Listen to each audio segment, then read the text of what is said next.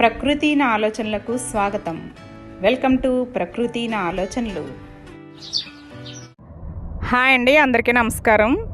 ఈరోజు నేను టిఫిన్ గురించి, అలాగే మధ్యాహ్నం లంచ్ గురించి, నేను వండిన వంటలు, పూర్వకాలం విశేషాలు ఇవన్నీ కూడా చెప్తూ ఉంటానండి.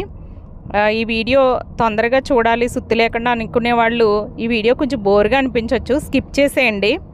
ముందుగా ఇలా ఐరన్ ప్యానం పెట్టుకోవాలండి దోశలు వేసుకోవాలంటే. ఎందుకంటే మనకి వేరే వేరే కోటింగ్లో ఉన్న ప్యానం పెడితే మనం ఎంత చెక్కగరిటైనా సరే దాని నుంచి ఎంతో కొంత అలా కరుగుతూ మన బాడీలోకి వెళ్ళిపోద్దండి. ఇలాంటి ఐరన్ ప్యానాలు పెట్టుకుంటే, అలాగే ఐరన్ గరిటె కూడా పెట్టుకుంటే అది మన నోట్లోకి వెళ్ళినా కూడా మంచిదేనండి. ఐరన్ కూడా మనకు అవసరమే కదా, అందుకే పూర్వకాలం ఇలాంటి విధానాలు అవలంబించేవారండి.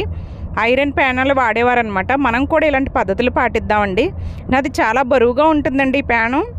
ఇది పొయ్యి మీద పెట్టినప్పుడు చక్కగా అసలు మంట కూడా ఒకసారంటూ హీట్ ఎక్కిందంటే తర్వాత మనం దోశలు అవి వేసినప్పుడు ఏ పెసరట్టు వేసుకున్నా కూడా చాలా భలే వస్తుందండి. అంటే బాగా మగ్గిపోద్ది అనమాట, మాడిపోదు కూడా చిన్న మంట పెట్టుకున్నా. అలాగా మనం ఈ విధంగా ఇలాంటి విధానాలు అవలంబిద్దామండి. అంటే మన ఆరోగ్యం మన చేతుల్లోనే ఉంటుంది కాబట్టి మనం చేసుకోకుండా హాస్పిటల్కి వెళ్ళడం కంటే మనం ఇలాంటి విధానాలు అవలంబించడం ముఖ్యం అండి. అంటే కొంతమంది అనొచ్చు, ఎంత చేసినా కూడా ఎన్ని విధానాలు అవలంబించినా బాగా పాటించిన వాళ్ళు కూడా హాస్పిటల్కి వెళ్తున్నారు కదా అనొచ్చు. అది మన గ్రహస్థితులు ప్రభావం వల్ల ఒక్కొక్కసారి అలా జరిగితే జరగచ్చు, కానీ మనం అంటూ పాటించాలి కదండి కొన్ని, మన ఆరోగ్యాన్ని కాపాడాలనుకుంటే, కాపాడుకోవాలనుకుంటే. కాబట్టి మనం అవలంబిస్తే పిల్లలు కూడా అలవాటు చేసుకుంటారండి మంచి విధానాలు. కాబట్టి పాటించండి. అలాగే టిఫిన్ అయితే దోశ ఈ విధంగా వేసానంటే దోశని ఐరన్ ప్యానం మీద ఎలా వేసుకోవాలనేది చూపించానండి. తర్వాత వంకాయ కూర వండుతున్నానండి. ముందు వంకాయలు వండడానికి ముందుగా ఒక నీళ్లు తీసుకుని అందులో కళ్ళుప్పు వేసుకుని తర్వాత వంకాయలు కోసుకోవాలండి. ఎందుకంటే వంకాయలు కోసిన వంకాయలను అందులో వేయాలన్నమాట. లేకపోతే నల్లబడిపోయి కండ్రెక్కిపోద్దండి, నల్లబడిపోద్ది అనమాట వంకాయ. అందు గురించి ముందుగా అలా వేసుకోవాలండి. ఈ వంకాయ కూడా నేను చేలో పండించిన వంకాయ అండి. ఎంత బాగుందో చూడండి అసలు ఫ్రెష్గా. అంటే ఇది ఇప్పుడు తీసిన వీడియో కాదండి, ఇది వరకు చేలో వంకాయలు పండించాను చూడండి, అప్పుడు తీసిన వీడియో అనమాట ఇది. అలా కోసిన వంకాయలను అందులో వేస్తున్నాను. అసలు మన చేతితో పండించిన వంకాయలు కోసుకుని ఆ కూర వండుతుంటే ఒక ఆనందం ఉంటుంది చూశారు. అది మీరు వేసి పండించి కోస్తేనే వస్తుందండి ఆనందం. నిజంగా ఎంత ఫ్రెష్గా ఉందో చూడండి, వంకాయ తెలిసిపోతుంది కదండి. అలాగే ఈ వంకాయ కూరని నేను ఈరోజు ఏం చేస్తున్నానంటే పాలు పోసి వండుతున్నానండి హెల్దీగా. అంటే పూర్వకాలం, ఇప్పుడు కూడా ఇష్టపడే వాళ్ళు ఉంటారు, కొంతమంది పాలు ఇష్టపడిన వాళ్ళు ఉంటారు. వంకాయ పాలు పోసుకున్న కూర చాలా బాగుంటుందండి. ముందుగా ఇలా పెనం తీసుకుని దానిలోకి నూనె వేసుకోవాలండి. తర్వాత ఉల్లిపాయలు వేసుకోవాలి, ఉల్లిపాయలు 2 పచ్చిమిరకాయలు వేసుకుని దోరగా వేయించుకోవాలండి. అంటే ఇవి వంకాయ పాలు పోసిన కూరని మాకు ఎక్కువగా బీరకాయ పాలు, వంకాయ పాలు పోసిన కూరల్ని అమ్మ వాళ్ళు సాయంత్రం పూట వండేవారండి. వేడివేడిగా అన్నం, అలాగే వేడివేడి కూర, పాలు పోసిన కూర అసలు తింటే ఉండేదండి. అసలు చాలా బాగుండేది. ఎక్కువగా నైట్ టైం వండేవారండి. పొద్దుటి కంటే కూడా అలా బాగుంటుందన్నమాట. ఇలా మనం ఉల్లిపాయలని బాగా మగ్గనివ్వాలండి. తర్వాత మూత పెట్టుకోవాలి. కొంచెం ఇలా దోరగా వేయించుకున్న తర్వాత ఏ వంట అయినా సరేనండి, ముందు మెటీరియల్ బాగుండాలి. ఏ ప్రోడక్ట్ అయినా సరే మన బయటికి మంచిగా రావాలంటే దాని మెటీరియల్ కూడా, అంటే ఆ ప్రోడక్ట్ మెటీరియల్ కూడా బాగుండాలి. ఇక్కడ వంకాయ బాగుందండి కాబట్టి వంకాయ కూర కూడా చాలా బాగా వచ్చింది. ఇలా దోరగా, అంటే ఉల్లిపాయల్లో నేను కొంతమంది సాల్ట్ వేసి మగ్గబెట్టేస్తూ ఉంటారండి. నాకు అలా ఇష్టం ఉండదు, వాటర్ వచ్చేస్తుందండి అలా మగ్గబెడితే. మనం ఓపిక్గా కొంచెం నూనె వేసుకుని ఓపిక్గా మనము ఇలా మెదుపుకుంటూ ఉంటే ఆ దోరగా వేయించిన తర్వాత ఆ వంకాయలు అవి వేసాక పసుపు, కారం, ఉప్పు అలా వేసుకుంటేనే బాగుంటుందండి. చూడండి, వంకాయలు వేసాక పసుపు వేసాను, తర్వాత ఉప్పు వేసానండి. దీనిలోకి ఎక్కువ పచ్చిమిరకాయలనే వాడాలండి, కారం అనేది తక్కువ వాడాలి.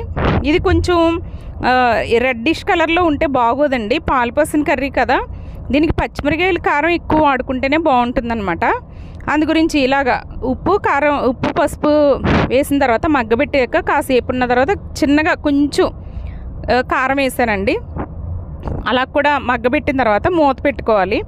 అంటే ఏ కూర అయినా సరే కంగారుగా చేసిన దానికి, నిదానంగా దాన్ని ప్యాంపర్ చేస్తూ చేసిన దానికి చాలా తేడా ఉంటుందండి టేస్ట్లో మాత్రం. అది మీ అందరికీ కూడా తెలుసు. మనం ఏదైనా పని ఉన్నప్పుడు అది తొందరగా అయిపోతే బాగుండని ఆదుర్దాగా చేసిన వంటకి చాలా ఇంట్రెస్ట్గా తమాస్గా చేసిన వంటకి చాలా తేడా ఉంటుంది కదండి. అవునండి, ఆ విధంగా మనం నెమ్మదిగా చేసుకున్న కర్రీ ఎప్పుడైనా బాగుంటుంది. అలా మగ్గిన తర్వాత వాటర్ పోసుకోవాలండి. వాటర్ పోసి మళ్ళీ కలిగి తిప్పాలన్నమాట. కలిగి తిప్పి తర్వాత మళ్ళీ మూత పెట్టాలండి. మూత పెట్టి అది కూడా ఒక మరిగిన తర్వాత మళ్ళీ అది అంటే కొంచెం దగ్గర పడిపోయింది, ముక్క ఉడికిపోయింది అనుకున్న తర్వాత మనం ఏంటంటే అప్పుడు కొంచెం పాలు పోసుకోవాలండి. పాలు కూడా స్వచ్ఛమైన పాలండి ఇవి. నాన్నగారు పంపిస్తూ ఉంటారు. వాళ్ళ గేదెలకి ఏమీ ఎటువంటి అంటే ఇంజెక్షన్స్ అవి ఇచ్చేస్తారంటారు కదండి, అటువంటి పాలు కాదండి మనవి. నాన్నగారు పంపించడం వల్ల స్వచ్ఛమైన పాలు కూడా తాగలుగుతున్నాం. అంతే కదండి, పెద్దవాళ్ళు ఉండి అలా పంపిస్తే అది మనకు అదృష్టం అండి నిజంగా. ఈ విధంగా మనకి ఆ పాలు పోసిన తర్వాత కూడా మరుగుపడుతుందండి. పట్టిన తర్వాత దాన్ని అటు ఇటు తిప్పుకొని తర్వాత కలర్ చేంజ్ అవుతుంది కొంచెంసేపటి తర్వాత.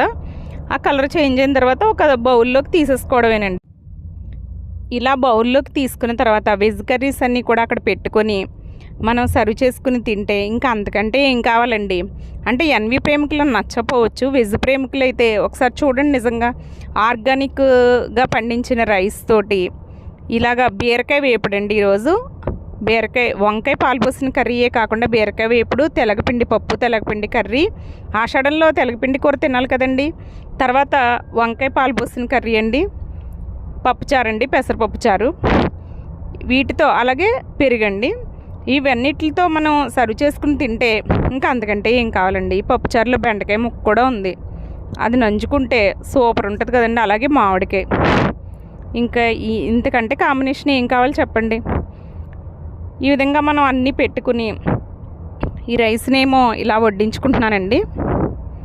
వడ్డించుకుని ఇలా తింటున్నామట. అంటే మనం ఆరోగ్యంగా ఉండాలంటే ఆరోగ్యకరమైన విధానాలను అవలంబించాలండి. వీలైనంత వరకు ఆర్గానిక్గా పండించుకుని తినాలి.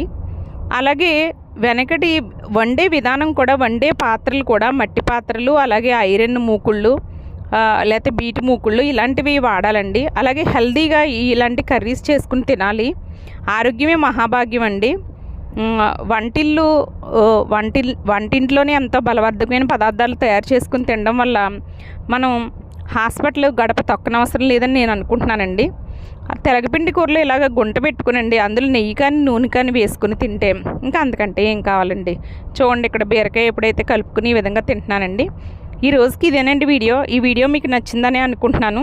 ఈ వీడియో ఎలా ఉందో ఏంటో, నేను చెప్పిన మాటలు ఎలా ఉన్నాయి ఏంటో కామెంట్ రూపంలో చెప్పండి. అంటే వంట తొందరగా చేయకుండా సుత్తిలాగా ఇలా చెప్పానని మీరు అనుకోవద్దు. సరదాగా మీతో కాసేపు కబుర్లు చెప్పాలనిపించిందండి ఈరోజు. అందుగురించే ఇలా చెప్పుకుంటూ వంట చేస్తూ చూపించానండి. సరేనండి, ఈ వీడియో చూసి లైక్ చేయండి, షేర్ చేయండి, కామెంట్ కూడా చేయండి. ఉంటాను.